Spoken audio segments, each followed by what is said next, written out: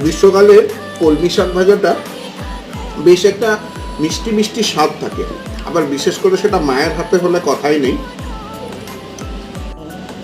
পটল ভাজা ছিল, আর বেশ কড়া করে লাল লাল করে ভাজা কুঁদরি ভাজা রয়েছে। এই গরম ভাতে কুঁদরি ভাজা বা পটল ভাজা এগুলো দিয়ে মেখে খাবার স্বাদই আলাদা।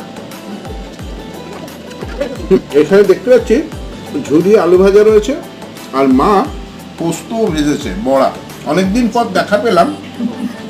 আগে যখন পোস্তর দাম কম ছিল তখন বাড়িতে মোটামুটি রেগুলার দেখা পাওয়া গেলেও বর্তমান বাজার দরে পোস্তর যা দাম হয়েছে, স্বাভাবিকভাবেই জন্মদিন বা বিয়ে বাড়ি ছাড়া পোস্ত বড়ার দেখা পাওয়া যায়। পাতলা করে মুসুরির ডাল করেছে মা। গরমকাল ছিল, ভেবেছিল আম দেবে, বাবার ভয় মনে হয় দেয়নি, বাবা টক খেতে একদমই পছন্দ করে না। এখানে দেখলাম যে একটা